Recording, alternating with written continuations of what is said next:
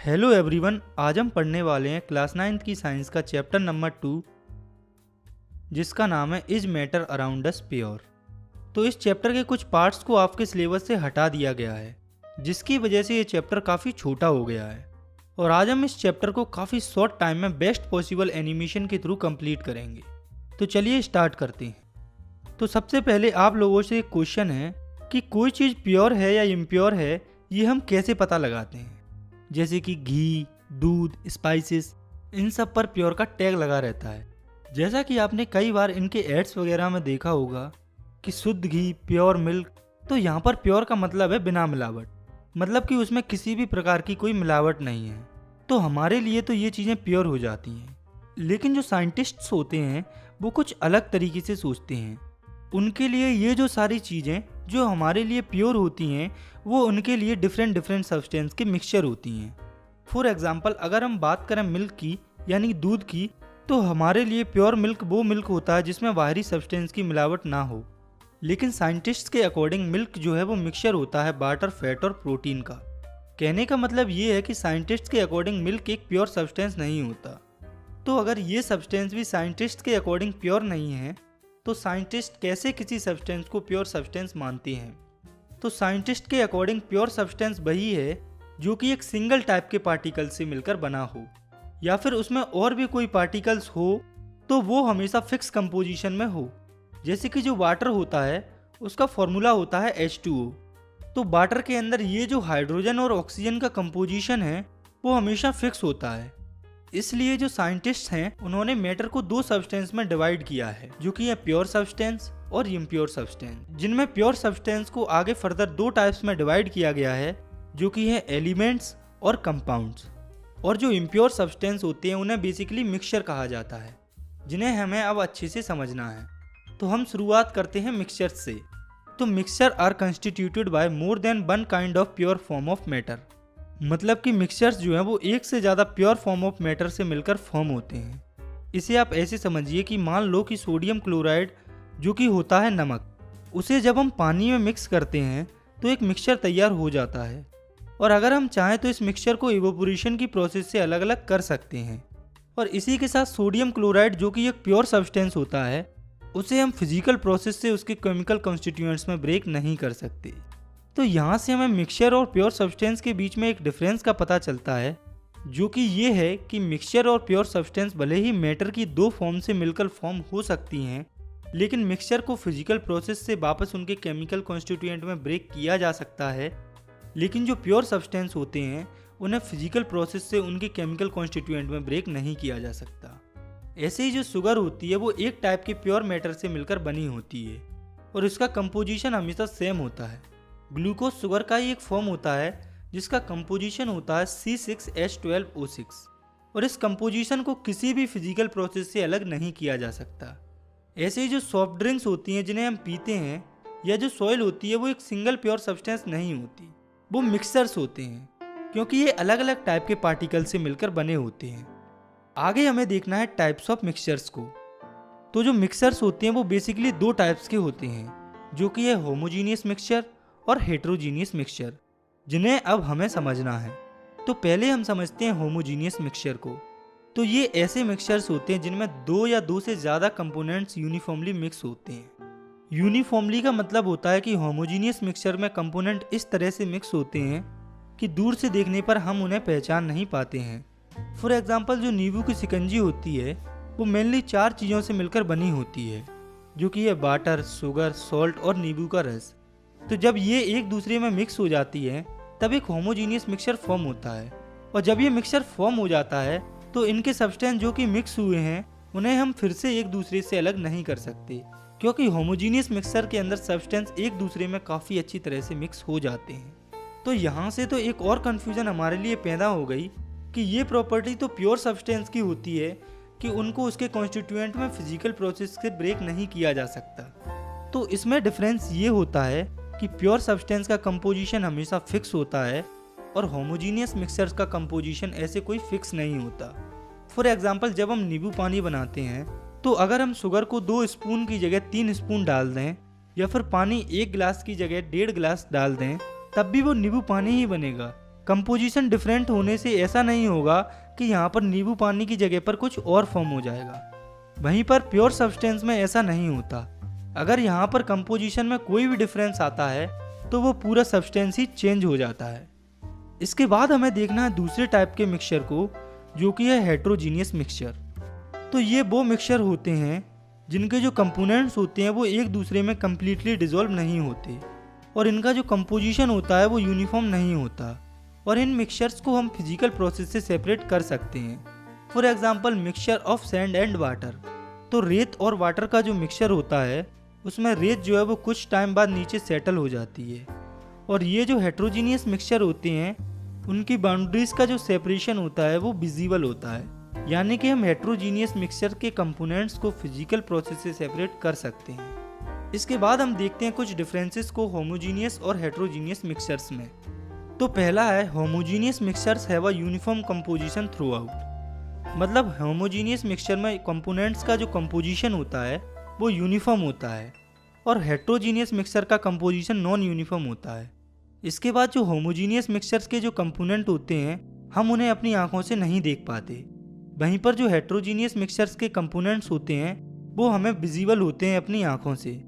इसके साथ जो होमोजीनियस मिक्सचर्स होते हैं उन्हें हम फिजिकल प्रोसेस से सेपरेट नहीं कर सकते, वहीं पर जो हेट्रोजीनियस मिक्सचर्स होते हैं उन्हें हम फिजिकल प्रोसेस से सेपरेट कर सकते हैं। तो ये थे मिक्सचर्स के दो टाइप। आगे हमें समझना है मिक्सचर्स के अंदर तीन पार्ट को, जो कि है सॉल्यूशन, सस्पेंशन और कोलॉइड। तो हम सबसे पहले समझते हैं सॉल्यूशन को। तो सॉल्यूशन एक होमोजीनियस मिक्सचर होता है दो या उससे ज़्यादा सब्सटेंस का। फॉर एग्जांपल लेमनेड यानी कि नींबू शिकंजी। जनरली जब हम सॉल्यूशन वर्ड सुनते हैं तो हमारे दिमाग में ये आता है कि सॉल्यूशन एक लिक्विड का मिक्सचर होता है जिसमें कि गैस या सॉलिड मिक्स हो, लेकिन एक्चुअल में ऐसा नहीं होता है, क्योंकि हमें ऐसे भी सॉल्यूशन देखने को मिलते हैं जिनमें सॉलिड मिक्स हो, और ऐसे भी सॉल्यूशन देखने को मिलते हैं जिनमें कि गैस में गैस मिक्स हो। और बात करें इनके एग्जाम्पल की तो वो हो जाएंगे एलॉयज, जो कि परफेक्ट एग्जाम्पल है सॉलिड सॉलिड सॉल्यूशन का, और गैस टू गैस सॉल्यूशन का अच्छा एग्जाम्पल हो जाएगा एयर। आपकी एनसीईआरटी में अलॉय वाले पार्ट को मोर टू नो करके दिया है, जिसे हम थोड़ा सा शॉर्ट में देख लेते हैं। तो अलॉयज जो है वो मिक्सचर होते हैं दो या उससे ज़्यादा मेटल्स के या नॉन मेटल्स के, जिन्हें हम फिजिकल मेथड से सेपरेट नहीं कर सकते। तो अब आप कहेंगे जब हम अलॉयज को फिजिकल मेथड से सेपरेट नहीं कर सकते तो इन्हें मिक्सचर क्यों कहते हैं, प्योर सब्सटेंस क्यों नहीं? तो ऐसा इसीलिए होता है क्योंकि जो अलॉयज होते हैं वो अपने कॉन्स्टिट्यूएंट्स की प्रॉपर्टीज शो करते हैं, और इनका कंपोजिशन भी वेरिएबल हो सकता है। तो यहाँ से हमें मिक्सचर और प्योर सब्सटेंस के बीच में एक और पॉइंट पता चलता है, जो कि ये है कि मिक्सचर्स अपने कॉन्स्टिट्यूएंट की प्रॉपर्टी शो करते हैं, वहीं पर प्योर सब्सटेंस की प्रॉपर्टी उनकी कॉन्स्टिट्यूएंट से बिल्कुल डिफरेंट होती है। फॉर एग्जाम्पल जैसे कि सॉल्ट सॉल्यूशन होता है वो हमेशा खारा ही होता है, शुगर सॉल्यूशन हमेशा मीठा ही होता है। तो कहने का मतलब ये है कि मिक्सचर्स अपने कॉन्स्टिट्यूएंट्स की प्रॉपर्टी को शो करते हैं, वहीं पर जो प्योर सब्सटेंस होता है उसकी प्रॉपर्टी उसकी कॉन्स्टिट्यूएंट्स से बिल्कुल डिफरेंट होती है।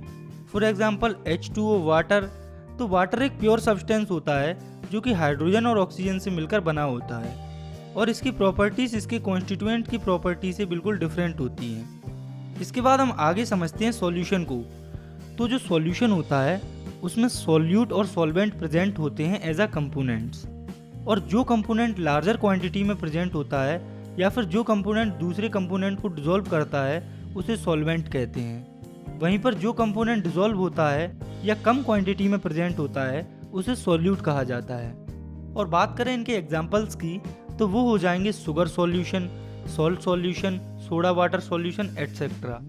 तो इन तीनों सॉल्यूशन में जो वाटर है वो सॉल्वेंट है, और बाकी जो चीज़ें हैं जैसे कि शुगर, सॉल्ट और सोडा जिसमें कि CO2 होता है वो सब सॉल्यूट हैं। आपको ये बात याद रखना है कि वाटर जो है वो यूनिवर्सल सॉल्वेंट होता है, यानी कि ये ज़्यादातर सभी चीज़ों को अपने अंदर डिसॉल्व कर लेता है। इसके बाद हमें देखना है सॉल्यूशन की प्रॉपर्टीज़ को। तो सॉल्यूशन की पहली प्रॉपर्टी है कि ये एक होमोजीनियस मिक्सचर होता है, और इसकी दूसरी प्रॉपर्टी है कि इसके पार्टिकल्स काफ़ी छोटे छोटे होते हैं साइज में। इसके पार्टिकल्स 1 नैनोमीटर से छोटे होते हैं। 1 नैनोमीटर बराबर होता है 10⁻⁹ मीटर। इसलिए हम जो है इन्हें अपनी आंखों से डायरेक्टली नहीं देख पाते हैं। और वहीं पर बात करें इनकी तीसरी प्रॉपर्टी की तो वो ये है क्योंकि इनके पार्टिकल्स का साइज काफ़ी छोटा होता है, इसी वजह से सॉल्यूशन जो है उनसे जो लाइट पास होती है उसे स्कैटर नहीं करते हैं। इसीलिए हमें सॉल्यूशन में से जो बीम ऑफ लाइट पास होती है वो विजिबल नहीं होती। और बात करें इसके चौथे फंक्शन की, तो वो ये है कि सॉल्यूशन के अंदर जो सॉल्यूट के पार्टिकल्स होते हैं वो मिक्सचर्स से सेपरेट नहीं किए जा सकते फिल्ट्रेशन प्रोसेस के थ्रू। और ऐसा इसलिए होता है क्योंकि सॉल्यूशन होमोजीनियस मिक्सचर होते हैं, जिसकी वजह से ये जो सॉल्यूट के पार्टिकल्स होते हैं वो नीचे सेटल नहीं होते जब हम उन्हें ऐसे ही फ्रीली छोड़ देते हैं। इसके बाद आगे हमें समझना है कंसंट्रेशन ऑफ सॉल्यूशन को। तो it is basically a proportion और amount of solute and solvent in the solution. मतलब कंसंट्रेशन जो है वो सॉल्यूट और सॉल्वेंट का अमाउंट होता है सॉल्यूशन में।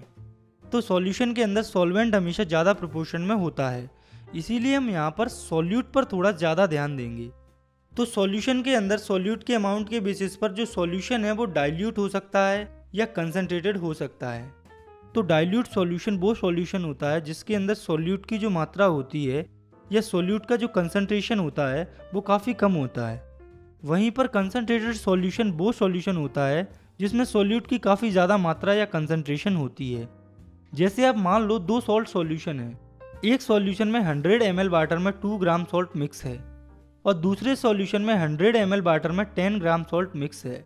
तो हम यहाँ से काफ़ी आसानी से कह सकते हैं कि पहले वाला जो सॉल्यूशन है वो डाइल्यूट है और दूसरे वाला सॉल्यूशन कंसंट्रेटेड सॉल्यूशन है। आपको ये बात यहाँ से याद रखनी है कि जो डाइल्यूट और कंसंट्रेटेड जो हैं वो कंपैरेटिव टर्म्स हैं। इसे आप ऐसे समझिए कि अभी हमने ऊपर देखा कि 10 ग्राम सॉल्ट जो है वो 100 ml वाटर में कंसंट्रेटेड सॉल्यूशन फॉर्म कर रहा है। लेकिन अगर वहीं पर कोई ऐसा सॉल्यूशन रखा है जिसमें 20 ग्राम सॉल्ट हो 100 ml वाटर में, तो उस केस में 10 ग्राम सॉल्ट वाला जो सॉल्यूशन है वो डाइल्यूट सॉल्यूशन हो जाएगा 20 ग्राम सॉल्यूशन वाले के कंपैरिजन में। तो कहने का मतलब ये है कि ये डाइल्यूट और कंसंट्रेटेड दो कंपैरेटिव टर्म्स हैं। इसके बाद हमें समझना सैचुरेटेड और अनसैचुरेटेड सॉल्यूशंस के बारे में। तो सैचुरेटेड सॉल्यूशन ऐसे सॉल्यूशन होते हैं जिनमें कि किसी पर्टिकुलर टेम्परेचर पर मैक्सिमम जो सॉल्यूट है वो डिज़ोल्व हो चुका हो। मतलब कि ऐसे सॉल्यूशन जिनमें और ज़्यादा सॉल्यूट डिज़ोल्व ना किया जा सके। फॉर एग्जांपल आप मान लो कि कोई शुगर सॉल्यूशन है, हम उसमें शुगर ऐड करते जाएं तो इस सॉल्यूशन के अंदर एक ऐसा पॉइंट आएगा कि इसमें और ज़्यादा शुगर ऐड नहीं होगी। तो हम इस पॉइंट के सॉल्यूशन को सैचुरेटेड सॉल्यूशन कहेंगे। कहने का मतलब ये है कि हम सैचुरेटेड सॉल्यूशन में और ज़्यादा सॉल्यूट ऐड नहीं कर सकते। लेकिन वहीं पर अगर हम सैचुरेटेड सॉल्यूशन के लिए टेम्परेचर को इंक्रीज कर देते हैं तो हम इस पर्टिकुलर सैचुरेटेड सॉल्यूशन में और ज़्यादा सॉल्यूट को ऐड कर पाएंगे। तो जब हम हाई टेम्परेचर पर सैचुरेटेड सॉल्यूशन में और सॉल्यूट को ऐड करके ठंडा कर देंगे तो हमें सुपर सैचुरेटेड सॉल्यूशन की फॉर्मेशन देखने को मिलेगी। तो यहाँ से हम एक बात कह सकते हैं कि हमें सॉल्यूशन की अलग अलग टेम्परेचर पर अलग अलग कंसंट्रेशन या सॉल्युबिलिटी देखने को मिल सकती है। और वहीं पर अगर किसी भी सॉल्यूशन में अमाउंट ऑफ सॉल्यूट जो है वो सैचुरेशन लेवल से कम है तो उस सॉल्यूशन को हम अनसैचुरेटेड सॉल्यूशन कहते हैं। तो अभी तक हमने ये देखा कि सैचुरेटेड सॉल्यूशन में मैक्सिमम सॉल्यूट डिसॉल्व होता है और अनसैचुरेटेड सॉल्यूशन में मैक्सिमम सैचुरेशन लेवल से कम सॉल्यूट डिसॉल्व होता है। और हमने देखा कि एक ही सॉल्वेंट में अलग अलग सॉल्यूट की अलग अलग कंसंट्रेशन हो सकती हैं अलग अलग टेम्परेचर पर। तो यहाँ से हम कंसंट्रेशन ऑफ सॉल्यूशन की सिंपल डेफिनेशन लिख सकते हैं, जो कि ये है the concentration of solution is the amount of solute present in the amount of solution. मतलब सॉल्यूशन के अंदर सॉल्यूट का जो अमाउंट होता है उसे कंसंट्रेशन ऑफ सॉल्यूशन कहा जाता है। हम कंसंट्रेशन ऑफ सॉल्यूशन को काफ़ी तरीके से फाइंड कर सकते हैं, लेकिन हमें यहाँ इस क्लास में सिर्फ 3 तरीकों को देखना है, जिसमें पहली है मास बाय मास परसेंटेज, दूसरी है मास बाय वॉल्यूम परसेंटेज और तीसरी है volume by volume percentage of a solution. तो मास बाय मास परसेंटेज को हम mass of solute upon mass of solution into 100 वाले फॉर्मूलेशन निकाल सकते हैं। ऐसे ही मास बाय वॉल्यूम परसेंटेज को हम mass of solute upon volume of solution into 100 वाले फॉर्मूलेशन निकाल सकते हैं। और जो वॉल्यूम बाय वॉल्यूम परसेंटेज होती है सॉल्यूशन की, उसे हम volume of solute upon volume of solution into 100 वाले फॉर्मूलेशन निकाल सकते हैं। तो इन फॉर्मूलेस का यूज जो है वो न्यूमेरिकल्स में होता है। तो अब हम देखते हैं एक न्यूमेरिकल को, जो कि है NCERT का एग्जाम्पल 2.1।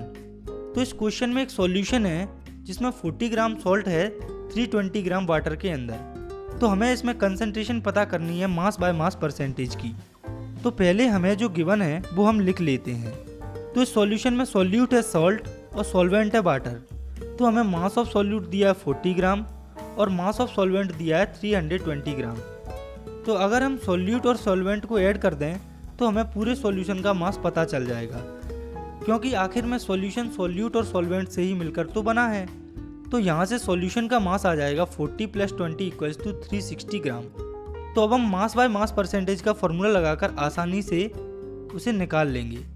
तो ये हो जाएगा mass of solute upon mass of solution into 100, जो कि होगा 40/360 इंटू 100। जब हम इस इक्वेशन को सॉल्व करेंगे तो हमारा मास परसेंटेज आ जाएगा 11.1%। तो आप अगर चाहें तो कंसंट्रेशन की परसेंटेज पर कुछ और न्यूमेरिकल्स को प्रैक्टिस कर सकते हैं। इसके बाद हमें समझना है मिक्सचर से रिलेटेड दूसरे टर्म को, जो कि है सस्पेंशन। तो सस्पेंशन जो है वो हेट्रोजीनियस मिक्सचर होता है जिसमें जो सॉल्यूट के पार्टिकल्स होते हैं वो डिसॉल्व नहीं होते, बल्कि ऐसे ही सस्पेंडेड रहते हैं बल्क ऑफ मीडियम में। इसकी प्रॉपर्टीज से आप इसे और अच्छे से समझ जाएंगे। आइए देखते हैं इसकी प्रॉपर्टीज को। तो सस्पेंशन की पहली प्रॉपर्टी है इट इज़ हेट्रोजीनियस मिक्सचर। मतलब सस्पेंशन एक हेट्रोजीनियस मिक्सचर होता है, यानी कि इनके अंदर पार्टिकल्स नॉन यूनिफॉर्मली डिस्ट्रीब्यूटेड होते हैं। इसकी दूसरी प्रॉपर्टी है कि हम सस्पेंशन के पार्टिकल्स को नेक्ड आइज से देख सकते हैं। इसकी तीसरी प्रॉपर्टी है, तो ये वाली जो प्रॉपर्टी है वो काफ़ी इंपॉर्टेंट प्रॉपर्टी है, तो आपको इसे याद रखना है। और वो ये है कि जो सस्पेंशन होता है वो बीम ऑफ लाइट को स्कैटर करता है जो कि उससे पास होती है और उस पाथ को विजिबल बनाता है। लेकिन इसके अंदर भी एक पॉइंट होता है कि ये लाइट तभी स्कैटर करता है जब ये फ्रेशली प्रिपेयर्ड हो।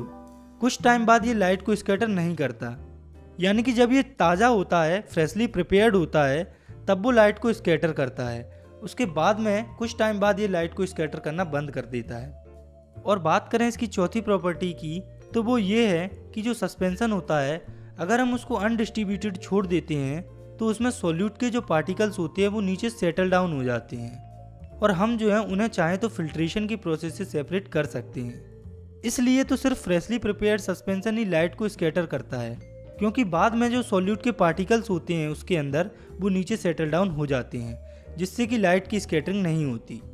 इसके बाद हमें समझनी है मिक्सचर्स की तीसरी टर्म को, जो कि है कोलोइडल सॉल्यूशन।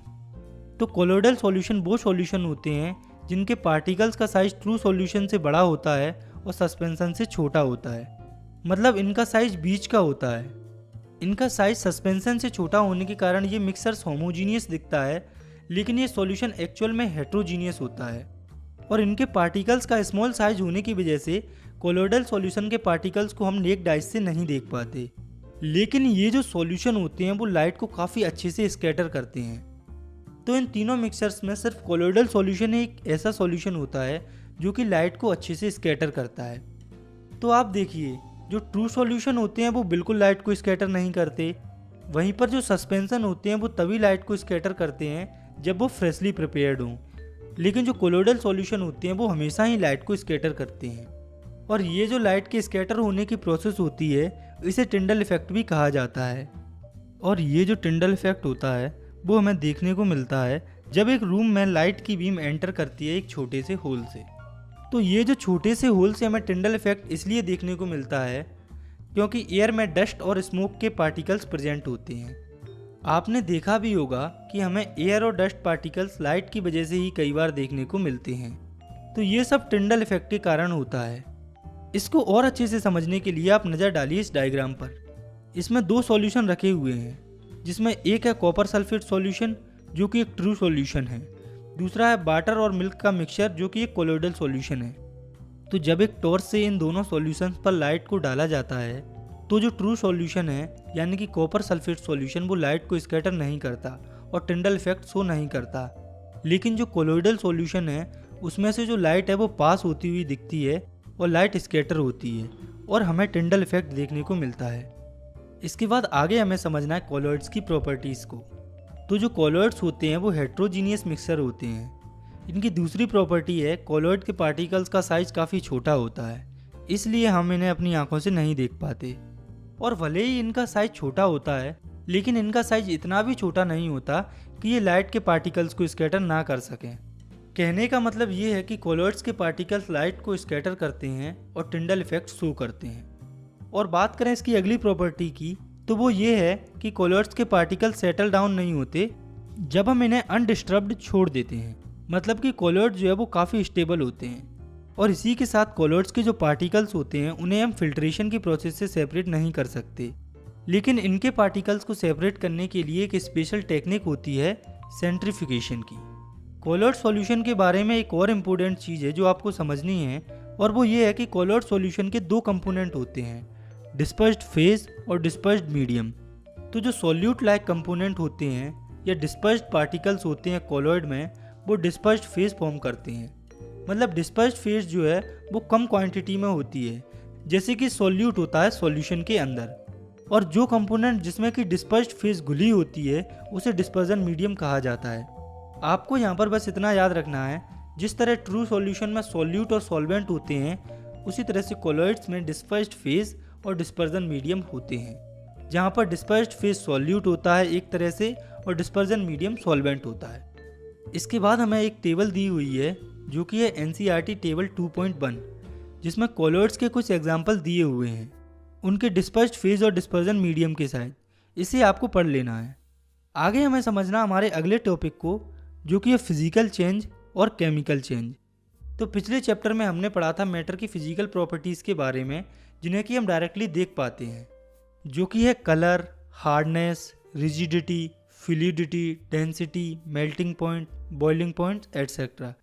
और ऐसे ही मैटर की जो इंटर कन्वर्जन की प्रोसेस होती है, यानी कि एक स्टेट से दूसरे स्टेट में कन्वर्ट होने की प्रोसेस, वो भी फिजिकल प्रोसेस होती है। जैसे कि जो वाटर और कुकिंग ऑयल होता है वो दोनों ही लिक्विड होते हैं, मतलब कि इनकी फिजिकल प्रॉपर्टीज़ में कुछ ना कुछ सिमिलरिटीज़ हैं। वहीं पर हम बात करें इनकी केमिकल कैरेक्टरिस्टिक्स की, तो ये जो है वो डिफरेंट होती हैं। जैसे कि हम जानते हैं कि ऑयल जो है वो आग में जल जाता है, लेकिन वाटर जो है वो as a fire exchanger use किया जाता है। तो ये ऑयल की केमिकल प्रॉपर्टी ही है जो उसे डिफरेंट बनाती है। तो ये तो जनरल जानने वाली बात थी। आप यहाँ इनके बीच में कुछ डिफरेंसेस को देखिए, जिससे कि ये दोनों चेंजेस आपकी अच्छे से समझ में आ जाएंगे।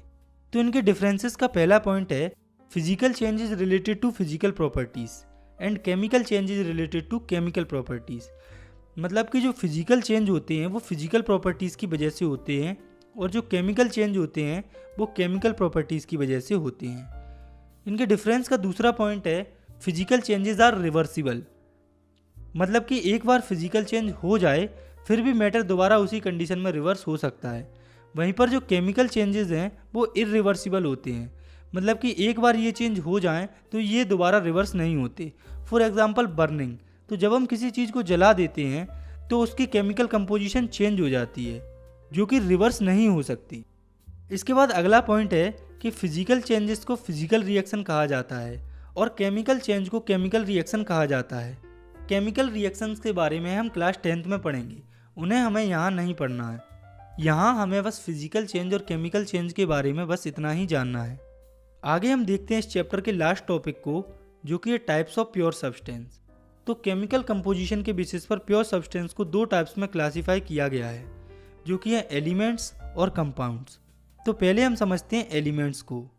तो रॉबर्ट बॉयल ने सबसे पहले 1661 में एलिमेंट टर्म को यूज़ किया था, और एंटनी लॉरेंट लेवियोजर ने, जो कि एक फ्रेंच केमिस्ट थे, उन्होंने सबसे पहले एलिमेंट की डेफिनेशन को एक्सपेरिमेंटली एक्सप्लेन किया था। उन्होंने कहा था एलिमेंट मैटर की एक बेसिक फॉर्म होती है जो कि केमिकल रिएक्शन के द्वारा सिंपल सब्सटेंस में ब्रेकडाउन नहीं किया जा सकता। और ये जो एलिमेंट्स होता है इसे नॉर्मली 3 पार्ट्स में डिवाइड किया जाता है, जो कि ये मेटल्स, नॉन मेटल्स और मेटलॉइड्स। तो जो मेटल्स होते हैं वो कुछ ऐसी प्रॉपर्टीज शो करते हैं, जैसे कि ये लक्सरस होते हैं, यानी कि मेटल साइन करते हैं। इसके साथ जो मेटल्स होते हैं वो हीट और इलेक्ट्रिसिटी को कंडक्ट करते हैं, यानी कि इनमें से हीट और इलेक्ट्रिसिटी पास हो सकती है। इसके साथ ही डक्टाइल होते हैं, यानी कि हम मेटल्स को थिन वायर्स में कन्वर्ट कर सकते हैं। और मेटल मेलिएबल भी होते हैं, मतलब कि हम इन्हें थिन शीट्स में कन्वर्ट कर सकते हैं। और इनकी नेक्स्ट प्रॉपर्टी है कि ये सोनूरस होते हैं, मतलब कि जब इन्हें हिट किया जाता है तो ये साउंड प्रोड्यूस करते हैं। इसके साथ मेटल जो है वो सॉलिड होते हैं। सिर्फ मरकरी ही एक ऐसा मेटल है जो कि लिक्विड होता है रूम टेम्परेचर पर। और मेटल्स के एग्जाम्पल हो जाएंगे गोल्ड, सिल्वर, कॉपर, ETC। इसके बाद हम देखते हैं प्रॉपर्टीज ऑफ नॉन मेटल्स। तो नॉन मेटल्स पुअर कंडक्टर्स होते हैं हीट और इलेक्ट्रिसिटी के, यानी कि इनमें से हीट और इलेक्ट्रिसिटी पास नहीं होती। इसके साथ ये नॉन लक्सरस, नॉन सोनूरस, नॉन मेलिबल होते हैं। मतलब कि नॉन मेटल के अंदर लक्सरस, सोनूरस और मेलिबल जैसी कोई भी प्रॉपर्टी नहीं होती। और ये जो नॉन मेटल्स होते हैं वो मैटर की तीनों फॉर्म्स यानी कि सॉलिड, लिक्विड और गैस में पाई जाती हैं। For example hydrogen, oxygen. इसके साथ मेटल्स और नॉन मेटल्स के अलावा भी कुछ ऐसे एलिमेंट्स होते हैं जिनकी प्रॉपर्टी मेटल्स और नॉन मेटल्स दोनों के बीच की होती हैं। यानी कि इनमें कुछ प्रॉपर्टीज मेटल्स की होती हैं और कुछ नॉन मेटल्स की। इन एलिमेंट्स को मेटलॉइड्स कहा जाता है। For example boron, silicon, germanium etcetera. इसके बाद हमें एलिमेंट्स के बारे में कुछ एडिशनल इन्फॉर्मेशन को देखना है, तो चलिए देखते हैं इसे। तो इसमें पहली है कि अब तक 100 से ज़्यादा एलिमेंट को जाना जा चुका है, जिसमें 92 नेचुरली अकरिंग है, मतलब कि नेचर से हमें मिले हैं, और बाकियों को साइंटिस्ट ने बनाया है। दूसरी ये है कि ज़्यादातर जो एलिमेंट्स हैं वो सॉलिड्स हैं। और तीसरी इन्फॉर्मेशन है कि 11 एलिमेंट्स रूम टेम्परेचर पर गैसियस स्टेट में प्रेजेंट होते हैं, और 2 एलिमेंट्स जो कि हैं मरकरी और ब्रोमीन, वो जो हैं वो लिक्विड होते हैं रूम टेम्परेचर पर। तो ये क्यों होता है, कैसे होता है, ये सब हमें इस क्लास में नहीं जानना, हमें यहाँ बस इतना ही जानना है। इसके बाद हमें देखना है प्योर सब्सटेंस के दूसरे टाइप को, जो कि है कंपाउंड्स। तो compound is a substance composed of 2 और more elements chemically combined with one another in a fixed proportion. मतलब कि 2 एलिमेंट्स फिक्स प्रोपोर्शन में केमिकली जब कंबाइंड होते हैं तब कंपाउंड फॉर्म होता है। इसके बाद हमें देखनी है कंपाउंड्स की कुछ प्रॉपर्टीज़ को। तो इनकी पहली प्रॉपर्टी है कि कंपाउंड्स में एलिमेंट का कंपोजिशन हमेशा फिक्स होता है। तो इस कंपोजिशन में अगर थोड़ा भी चेंज आता है तो रिजल्ट टोटली डिफरेंट हो जाता है। और कंपाउंड्स की अगली प्रॉपर्टी है the new substance formed has totally different properties. मतलब कि जो कंपाउंड्स की प्रॉपर्टी होती है वो उसके कॉन्स्टिट्यूएंट्स जिनसे कि वो बना होता है उससे टोटली डिफरेंट होती हैं। इसके साथ हम जो है वो कंपाउंड्स के कॉन्स्टिट्यूएंट्स को फिजिकल मेथड से सेपरेट नहीं कर सकते हैं। तो इस पूरे चैप्टर में स्टूडेंट्स को सबसे ज़्यादा कन्फ्यूजन 2 टर्म्स के बीच में होती है, जो कि है मिक्सचर्स और कंपाउंड। तो इन दोनों के बारे में हम ऊपर अच्छे से समझ चुके हैं। यहाँ हमें इनके बीच में कुछ डिफरेंसेस को देखना है, जिससे ये हमें और अच्छे से समझ में आ जाएंगे। तो मिक्सचर्स में पहला पॉइंट है एलिमेंट और compound just mix together to form mixtures and no new compound is formed. मतलब कि एलिमेंट्स और कंपाउंड ऐसे ही मिक्स हो जाते हैं मिक्सचर को फॉर्म करने के लिए, और इस प्रोसेस में कोई भी नया कंपाउंड फॉर्म नहीं होता। जबकि कंपाउंड में जो एलिमेंट्स होते हैं वो रिएक्ट करते हैं एक दूसरे के साथ नया कंपाउंड फॉर्म करने के लिए। इसके साथ जो मिक्सचर होता है इसका कंपोजिशन वेरिएबल होता है। मतलब कि मिक्सचर्स के अंदर एलिमेंट के कंपोजिशन चेंज होता रहता है या फिर चेंज हो सकता है। वहीं पर कंपाउंड्स के अंदर कंपोजिशन हमेशा फिक्स होता है। इसके अलावा जो मिक्सचर्स होते हैं वो अपने कॉन्स्टिट्यूएंट की प्रॉपर्टी शो करते हैं। वहीं पर जो कंपाउंड होता है उसकी प्रॉपर्टी उसके कॉन्स्टिट्यूएंट पार्टिकल से बिल्कुल अलग होती है। और जो मिक्सचर्स के कॉन्स्टिट्यूएंट्स होते हैं उन्हें फिजिकल मेथड से सेपरेट किया जा सकता है। वहीं पर जो कंपाउंड्स होते हैं उन्हें फिजिकल मेथड से सेपरेट नहीं किया जा सकता। इन्हें सिर्फ केमिकल या इलेक्ट्रोकेमिकल रिएक्शन से ही सेपरेट किया जा सकता है। इसके बाद आप नज़र डालिए इस टेबल पर। तो इसमें मैटर को 2 पार्ट्स, जो कि ये प्योर सब्सटेंस और मिक्सचर्स में क्लासिफाई किया हुआ है। इनमें से प्योर सब्सटेंस को फर्दर एलिमेंट्स और कंपाउंड में डिस्क्राइब किया है, और मिक्सचर्स को भी होमोजीनियस और हेट्रोजीनियस में क्लासिफाई किया है। इन सभी के बारे में एक बार हम डिटेल्ड स्टडी कर चुके हैं, लेकिन आप इनको याद रखने के लिए इस टेबल को 2 या 4 बार अच्छे से पढ़ सकते हैं। तो इसी के साथ हमारा ये जो चैप्टर वो यहाँ पर ख़त्म होता है। आई होप आपको अच्छे से समझ में आया होगा।